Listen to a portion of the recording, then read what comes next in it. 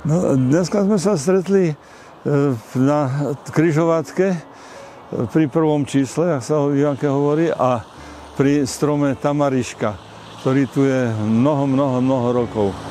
A je to taký vzácny strom pre Ivančanov, ale hlavne pre Farňanov, lebo táto križovatka má, a toto miesto má svoju históriu. Chcel by som na to pár slov. A je to križovatka vlastne ciest, ktorá išla od Vrakune do Jura a potom miestnej cesty, ktorá išla vlastne z Ivanky do Farnej a do doliny. Takže tento priestor vytváral také námestíčko vlastne farňanské, kde sú okrem tej Tamarišky, teda kde je ešte nedaleko kríž, pravda, ktorý naznačuje, že tam bola kedy v tých miestach v blízkosti bola nejaká kaplnka. Potom bola tam aj zvonnica a ešte tam je aj zvyšok teda studní. Tieto miesta by sme chceli oživiť a pripomenúť Ivančanom aj Farňanom, že má to svoju históriu a má to ako priestor na vstupe do obce, má svoj význam, aby bol kultivovaný a usporiadaný pre také účely prezentácie, kde chceme odprezentovať aj ten strom Tamarišku.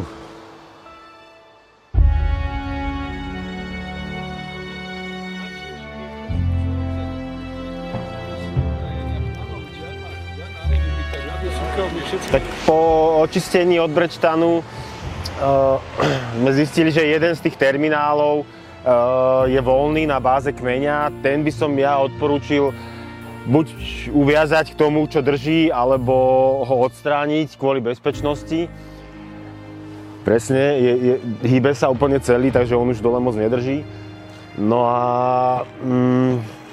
po konzultácii možno, že by sme mohli pozrieť sa, že v akom štádiu sú tie korene a celý koreňový systém a podľa toho zvážiť prípadne náhradu tej zeminy alebo toho humusu, v ktorom žije, upraviť to podľa pH, ktoré požaduje a no uvidíme. Potom akože po odkvete ešte by sa mohol trošku zredukovať z tej strany, aby to nešlo do tých káblov a smerovať ho ako keby späť. Tak musí to byť hlavne bezpečno, máme tu verejný priestor, keďže aby neboli ohrození ľudia alebo ostatný majetok.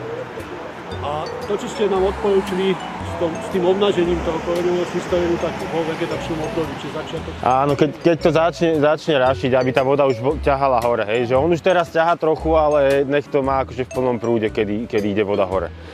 Máte teda vyslovene napadnuté časti fyzicky odtrénovať, no? No, hlavne treba, ako keď to čo išlo preč s tým Brečtanom, je aj tá hniloba, ktorá bola pod ním. A vlastne v mäkkých častiach, keď to tam zvlhne a rôzne procesy, tak vznikajú tam huby, takže preto treba toto dávať preč od toho, aby vlastne nezačali vznikať nejaké iné huby, ktoré by sa dostali proste do toho dreva. To tiež v tom vegetačnom období, alebo ešte v tom období? To je mŕtve, to môžeme odstraňovať v podstate aj teraz niekedy, hocikedy. To, aby sa nám nedržala voda v dutinách a podobne, hej, že... Čistenie tých kmeňov od týchto starých častí a napadnutých častí môžeme robiť vo vegetačnom období obnažiť ten koreň. Ale opatrne, ja by som sa do toho nepúšťal napríklad, že odkrývať mu koreň. Robí sa to vzduchom, keď chcete vedieť úplne presne.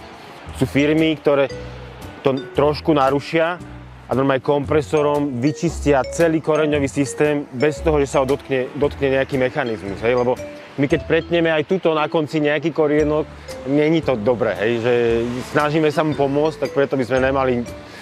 Vyčistiť s minimálnym zásahom, alebo použiť... To nechám na vás, hej, ale nájdete si ich, je to vlastne vzduchom čistenie, keď sa v meste kope popri stromoch, tak vlastne oni to už...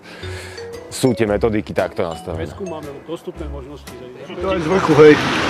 To je niekoľko proste nejakých terminálov, ktoré tu zhrubli za 20 alebo za koľko rokov a táto časť drží spolu tým, že sa heľka hýbe. Toto je pre nás, prečo vôbec sme z toho išli a to je sa pokúsiť zistiť aspoň orientačne vek, alebo váš názor z pohľadu to, čo vidíte.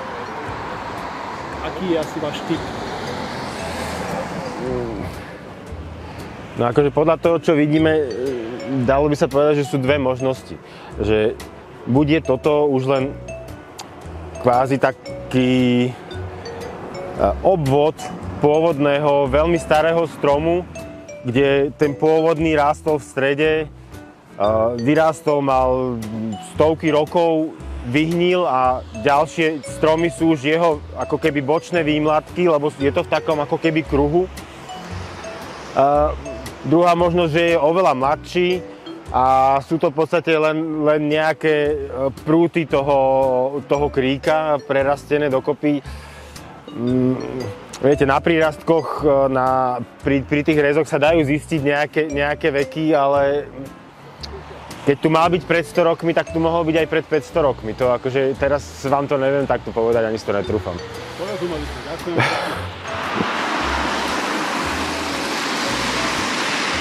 Ďakujem za cenné rady, všetko dobré, pekný nový rok. Teším ma, dovidenia.